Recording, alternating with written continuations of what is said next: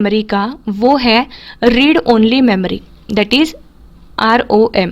ठीक है, so ROM stands for read only memory and memory from which we can only read but can not write on it, it is nothing but your read only memory.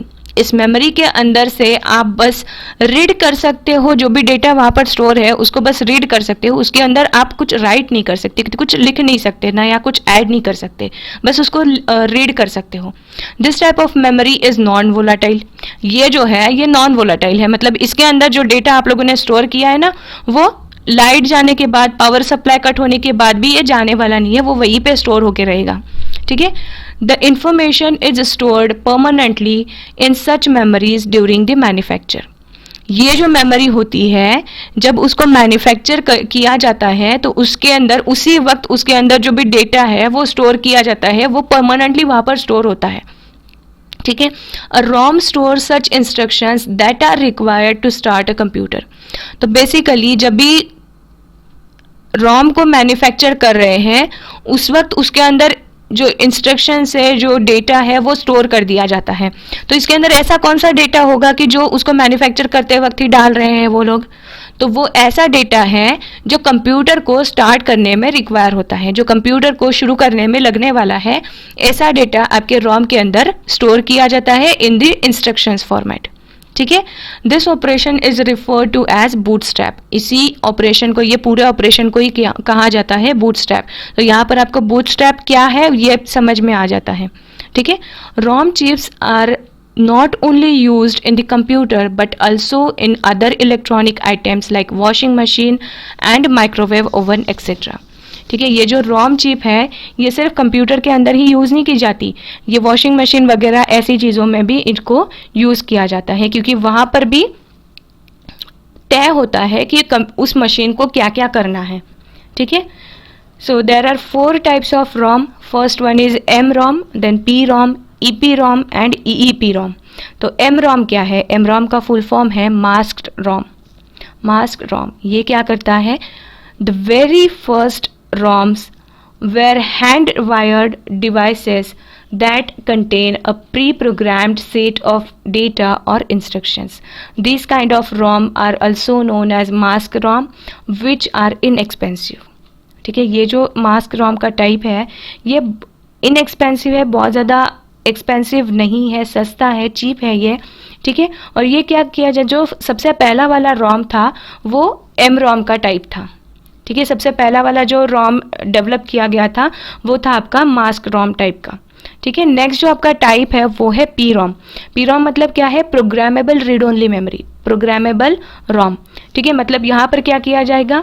PROM is read only memory. Of course ये ROM का type है तो ये read only memory ही रहने वाला है। PROM is read only memory that can be modified only once by the user. ठीक है, ये ऐसी मेमोरी है जिसको यूज़र सिर्फ एक ही बार मॉडिफाई कर सकता है। एक बार मॉडिफाई कर दिया बस, अभी फिर से उसको आप मॉडिफाई नहीं कर सकते, फिर से उसके अंदर आप कुछ चेंज नहीं कर सकते। ठीक है, the user buys a blank PROM and enters the desired content using the PROM program. ठीक है, जो ब्लैंक PROM है वो आप प्रोग्रामेबल ROM होती है, वो आप मार्केट से बाय कर सकते हो। उसके अंदर उसका जो PROM का खुद का एक प्रोग्राम होता है, उसके थ्रू जो भी कंटेंट आपको डालने हैं उस PROM के अंदर वो आप डाल सकते हो। और एक बार आप लोगों ने उसके अंदर कंटेंट्स डाल दिए तो उसके बाद आप फिर से उसके अंदर कोई कंटेंट्स ऐड नहीं कर सकते। ठीक है, inside the programmable ROM chip there is a small fuses which are burned open during the programming. जब भी आप PROM के प्रोग्राम का सॉफ्टवेयर जो होता है उसका इस्तेमाल करके ब्लैंक प्रोग्रामेबल ROM के अंदर डिजायर्ड कंटेंट्स वहाँ पर एंटर कर रहे होते हैं, तो वहाँ पर क्या किया जाता है? एक्चुअली वहाँ पर स्मॉल फ्यूजेस वहाँ पर होते हैं उस चिप के अंदर, और जब आप डेटा उसके अंदर डाल रहे हो ना तो वो जो फ्यूज़ है वो बर्न किए जाते हैं, वो फ्यूज़ जो है वो जल जाते हैं और वो ओपन हो जाते हैं। ठीक है, सो इस वजह से आप बाद में फिर से अगर उसके अंदर डेटा ऐड करने जाओगे तो फ्यूजेस तो ऑलरेडी ओपन है, फ्यूजेस तो ऑलरेडी बर्न हो गए हैं। ठीक है, सो आप जो भी डेटा वहाँ पर ऐड करने जा रहे हो वो उसके अंदर जाएगा ही नहीं, पॉसिबल ही नहीं होगा। ठीक है, that's why it is called as it is modified only once. ठीक है।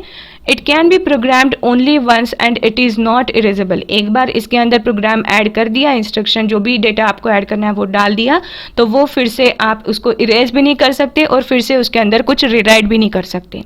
ठीक है। थर्ड टाइप जो आता है रोम का वो है ईपी रोम, मतलब erasable and programmable read only memory.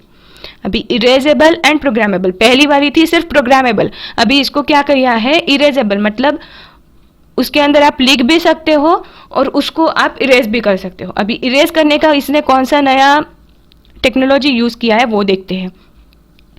EPROM can be erased by exposing it to ultraviolet light for the duration of up to 40 minutes। ठीक है, 40 मिनट के लिए अगर आप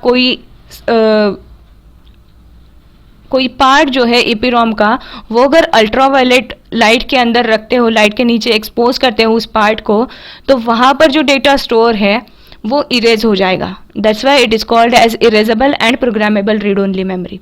and usually the EPROM eraser achieves this function, and during the programming an electrical charge is trapped and it is insulated gate region। ठीक है, सो यहाँ पर क्या होता है, जैसे आप को डेटा वहाँ पर स्टोर करना है उस EPROM के अंदर, तो आप क्या करते हो, जो चार्ज है इलेक्ट्रिकल चार्ज जो है वो वहाँ पर ट्रैप कर दिया जाता है, and the charge is retain only for the charge is retain for more than 10 years because the charge has no leakage path. ठीक है, अभी वो जो इलेक्ट्रिक चार्ज है, आप जब प्रोग्रामिंग कर रहे हो उस EPROM के ऊपर, तो वहाँ पर जो चार्ज होता है इलेक्ट्रिक चार्ज, वो आप उसको वहाँ पर अटका के रखते हो, उसको ट्रैप करके रखते हो और उसको वो बाहर ना निकले इसलिए आप उसको इंसुलेट करके रखते हो। ठीक है, तो वो चार्ज वहाँ पर इंसुलेटेड कितनी देर तक रहेगा, उसका बिना लीकेज वो कितनी देर तक, कितने सालों तक वहाँ पर रह सकता है, तो मोर देन 10 years वो वहाँ पर रह सकता है। ठीक है, without having the leakage path, उसको लीकेज पाथ नहीं दिया हुआ होता है, तो वो चार्ज वहाँ पर मोर देन 10 years वो वहाँ पर रह सकता है। For erasing this charge ultraviolet light is passed through the quartz crystal window. ठीक है, जो क्वार्ट्ज क्रिस्टल विंडो होती है, लीड जो होता है, उसके थ्रू वहाँ पर वो चार्ज को निकालने के लिए वहाँ पर अल्ट्रावायलेट लाइट जो है वो डाला जाता है, और जिसके एक्सपोजर से क्या होता है, वो चार्ज जो है वो निकल जाता है। That charge will get untrapped and it will be free from there, and इसकी वजह से क्या है होगा कि वहाँ से जो डेटा वहाँ पर स्टोर हुआ होगा वो इरेज हो जाएगा। ठीक है, during normal use the quartz crystal is sealed with a sticker. Normal use के अंदर उस क्वार्ट्ज लीड जो रहता है उसको स्टिकर से सील किया हुआ होता है, लेकिन जब उसको इरेज करने की बारी आती है तो उस स्टिकर को हटा दिया जाता है और उस क्वार्ट्ज लीड के थ्रू वहाँ पर अल्ट्रावायलेट लाइट जो है वो डाला जाता है। ठीक है, fourth and last type of read only memory वो क्या है वो देख लेते हैं। वो है EPROM, मतलब क्या है, electrically erasable and programmable read only memory. ठीक है, अभी यहाँ पर क्या है, पहला था इरेजेबल मेमोरी, वो वहाँ पर हम लोगों ने क्या यूज़ किया, अल्ट्रावायलेट लाइट। अभी यहाँ पर क्या कर रहे हैं, इलेक्ट्रिकली उसको इरेज कर रहे हैं। ठीक है, सो EPROM is programmed and erase electrically. यहाँ पर प्रोग्राम भी इलेक्ट्रिकली किया जाता है और उसको जो डेटा जो लिखा हुआ है उसको इरेज भी इलेक्ट्रिकली किया जाता है। It can be erased and reprogrammed about 10,000 times. 10,000 times आप उसको लिख सकते हो और मिटा सकते हो। ठीक है, उसके आगे कोई गारंटी नहीं फिर। ठीक है, 10,000 टाइम्स भी बहुत ज़्यादा हो जाते हैं ना। Both erasing and programming takes about 4 to 10 milliseconds। ठीक है, इरेज करना हो या फिर उसके ऊपर प्रोग्रामिंग कुछ डेटा जो है वो स्टोर करना हो, दोनों के लिए नियर अबाउट 4 to 10 milliseconds का टाइम लगता है, मतलब कुछ ज़्यादा टाइम नहीं है। ठीक है, इन EPROM any location can be selectively erased and programmed. अभी यहाँ पर डिफरेंस हो जाता है, जो आपका EPROM था उसके अंदर एक बार अल्ट्रावायलेट लाइट डाल दी तो पूरा का पूरा जो मेमोरी है वो पूरा का पूरा इरेज हो जाता था। लेकिन EPROM के अंदर क्या होता है, यहाँ पर आप इलेक्ट्रिकली उसको इरेज कर पा रहे हो, तो यहाँ पर जो लोकेशन आपको सिलेक्टिवली जो लोकेशन आपको इरेज करना है उतना ही आप यहाँ पर इरेज कर सकते हो या फिर उसको ही आप यहाँ पर प्रोग्राम कर सकते हो फिर से, ठीक है। EEPROMs can be erased 1 byte at a time rather than erasing the entire chip। पूरा का पूरा जो चिप है उसको इरेज करने के बजाय EEPROM क्या करता है, 1 बाइट एट ए टाइम ऐसे वो इरेज करते जाता है, ठीक है। इसकी वजह से क्या होता है, जो सिलेक्टिव रीजन अगर आपको कुछ इरेज करना है या फिर सिलेक्टिव रीजन के अंदर आपको कुछ लिखना है, प्रोग्राम करना है, तो वो काम यहाँ पर आप कर सकते हो, ठीक है।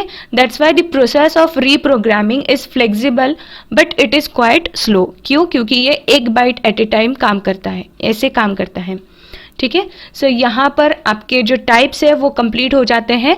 There are some advantages of ROM, ठीक है। आपका जो रॉम था, रीड ओनली मेमोरी जो था, उसके कुछ एडवांटेजेस है वो देख लेते हैं।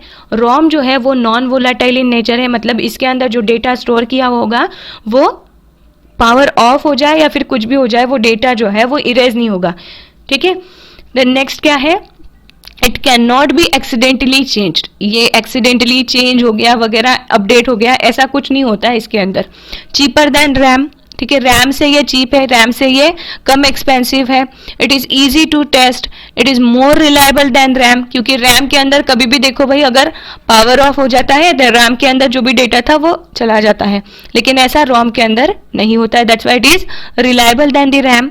द नेक्स्ट क्या है, it is static and do not require refreshing.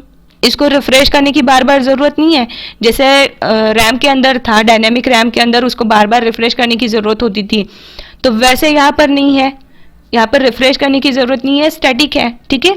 The next क्या है, contents are always known and can be verified. इसके जो कंटेंट्स है ये आपको पहले से ही पता होते हैं कि इसके अंदर क्या कंटेंट्स है और ये आप प्रॉपरली वेरीफाई भी कर सकते हो। अभी नेक्स्ट जो टाइप है आप